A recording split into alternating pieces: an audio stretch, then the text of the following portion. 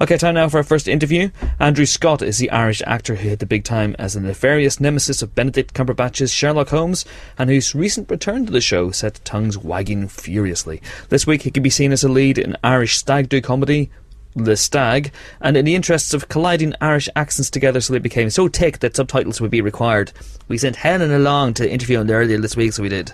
Helen, did you enjoy it? Oh yes, he's a lovely man, so he's just rehearsing grand, a play in London. So lovely fella. Enjoy the interview. Andrew Scott, welcome to the Empire Podcast. Thank you. So The Stag is the story of a stag do gone wrong or right? It's kind of hard to say. Yeah, well, you go through the foothills of the of wrong and right, I think, just like you do in the foothills of the mountains. There's a nice little analogy there for you. Very lovely, yeah.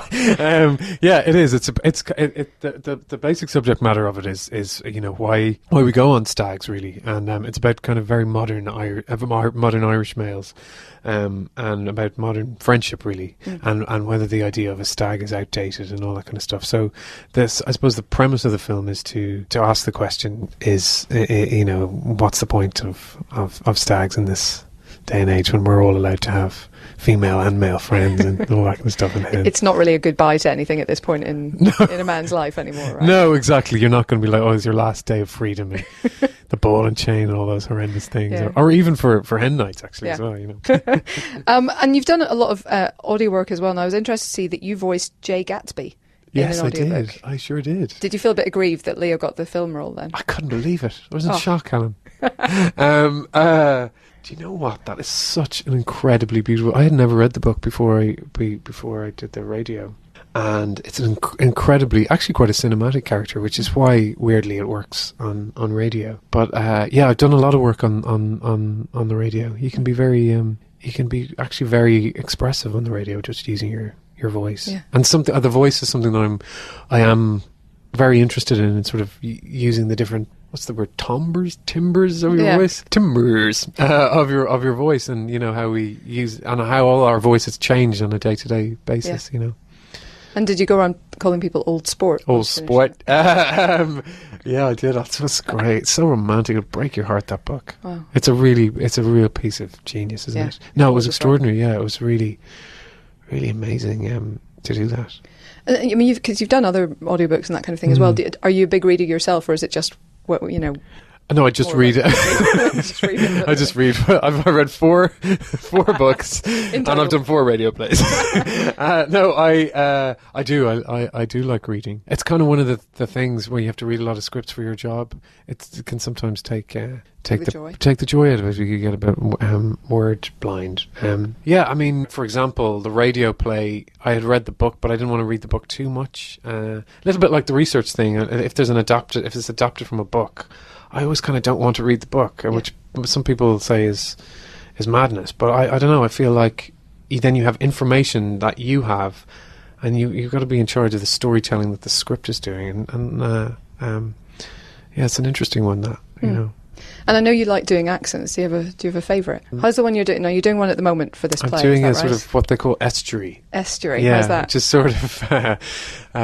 sort of an English accent, but isn't too specific. But I do, yeah, I love accents. I do. I'm not sure, you have different abilities with different dialects, but I do like it. I do like it. But then sometimes it's good not to do any accent as well. Yeah. So Estuary English recently. You've also been doing posh recently, I think, for Frankenstein. Is this correct? Yes. Yeah. But a little bit of posh. A little posh. A little bit I'm not of sure posh. that's a geographical location. Yeah. RP, as they call it. Yeah, sort of more standard. Mm-hmm. Yeah, it's actually easier. I think maybe we hear it a little bit more, or maybe easier for an Irish for an Irish accent. It's really, we were just talking about it there in rehearsals. I'm rehearsing a play at the moment, and we were just talking about when people say do a little bit of an accent is actually much more difficult than kind of going the whole hog. And so, there's this kind of accent they call, which is mid-Atlantic, where they say, you put on a mid-Atlantic accent, you think, what the hell is that, and how do I do that? Which I think just means don't colour it too much. I've got some questions I've been given by colleagues about about Sherlock in particular, of course. And Sherlock, sorry, just remind me. It's quite popular. We TV series. Okay. Oh, yes, ago, I do. yes. I remember. First of all, though, I've got to ask, as an Irish person, how do you feel about Benedict Cumberbatch photobombing U2 at the Oscars? I thought it was absolutely glorious. It made me, incandescently happy. I thought it was so brilliant. Photobombing is always brilliant. Yes. But it was so brilliant. It was just so fantastic. It was very athletic photobombing. Well, he got right up there, didn't he? I love him for it. And I will love him forever. I think it's my favourite thing he's ever done. Wow. Offset. Of course. Yeah. Now, if his fans are Cumberbitches, what should we call yours? Well, that's a controversial question. They have two names. One of them is Scotties, and the other is Mascots. Oh. So, those are both good. Yeah, they're both good. Yeah. What are you feeling, Helen? Well, I quite like Mascots. Just Yeah, yeah. Yeah, I like Mascots too, but then I don't want to come down and No. each to his own. We don't want to cause a flame war somewhere between two rival groups of fandom. Exactly like West Side Story. How bizarre would that be? That would be amazing. Yeah. And now, when people come up to you in the street and shout, "Did you miss me?" do you have a standard response? People are so sweet, really, really about that. People go, and actually, we really did. You go, oh, thank you. So they answer for themselves. I haven't had a huge amount of that. I get a lot of it in mail, in fan mail. So what did you do for the "Did you miss me" scene? Did you go into a studio for a day? Did you do it? How do you remember how that was shot? I remember it really clearly. I'd just done the. I'd just been locked up in a straitjacket for the day. I only did 1 day's filming on Sherlock. Oh, really? Yeah, and it was quite bizarre because I was filming a Ken Loach movie at the time, and I came back to do this the crazy thing in the lunatic asylum. With Benedict, and then later on that day, we just did loads of different ways. Okay, which is the kind of way I like to work anyway, which is to just do lots of embarrassing stuff and lots of kind of more respectful, slightly attempting to be cool stuff that always never works, and then you just give it over to them. I said it lots of different ways. Did it without saying it. Did it. Trying to do it in a look, and then they choose whatever they choose. So was that the same day that you also did the kissing scene then on the No, rooftop? sorry, no. I'm sorry. We did that a separate day. Okay, fine. Because I was also asked specific questions about that. Oh, I'm sure you were. Come on, perverts. Well, no, but basically that. I mean, how many takes? Like what was involved? Oh yeah, not. I'm trying to remember last year. So it's a long time ago. We went back up to the roof of St. Bart's, and no, we did it quite quickly. We were quite giggly during it, as you can imagine. It's a very funny premise, we think we did it about 2 or 3 takes, I think. Yeah, and at least the scene was written so you could look happy and not be sort of Yeah, it was sort of they were out of character. Exactly. They were kind of out of character. Yeah, intentionally. Yeah, so. yes, exactly, exactly. It was probably one. I mean, did you get like a lot of text when that stuff airs? Yeah, I do. Yeah, you do. You get a lot of. I mean, it's extraordinary to be in that show because everybody has a relationship with it, whether they hate it or whether they don't like it. They certainly know about it, but most people get very excited by it, and also because I have always keep a secret as to what's involved. So well done. Thank you. So people are always aghast that I haven't told them. Right. My close friends and family and pets. So it's just the phone just buzzing and buzzing and buzzing. Yeah, the phone does a bit of buzzing. Yeah. Fair enough. Yeah. Also, you're a voice in Locke. Yeah. I'm about to see that this evening. Oh, good. You'll enjoy it. He's fantastic. Tom is absolutely extraordinary. I hear great things, but Ruth Wilson was apparently describing this hotel room she was in for recording as just the most horrible room. Oh, it was like fluorescent, horrible, like dodgy hotel on the side of. I shouldn't name the hotel, but it was like one of those, very corporate.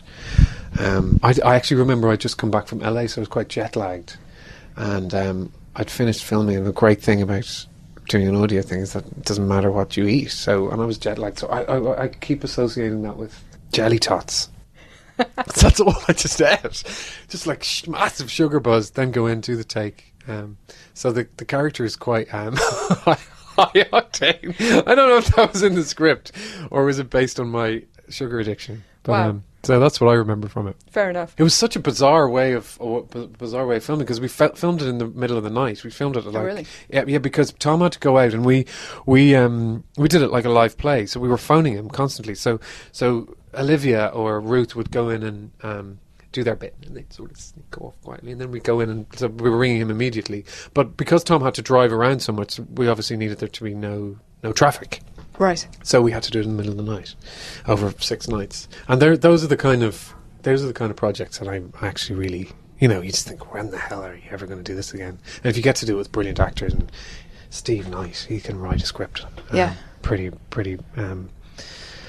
spectacularly. So maybe I was off my face on on jelly tots, on jelly tots, and Haribo or whatever. Yeah. Kids, don't do sugar. Exactly. Don't do sugar. Other sweet products are available as well.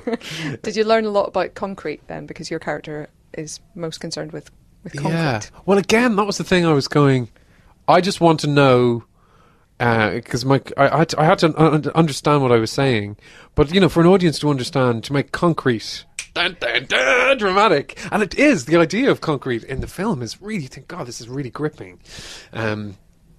But again, I didn't want to know too much about it, because then you forget what the audience really needs to know. Yeah. And particularly when you're only using your voice, you can't demonstrate it in any other way. And that's what the great achievement of the film is, that you've got this great plot, even though you're only in one location. It's really, really extraordinary. It's pretty good going. Yeah.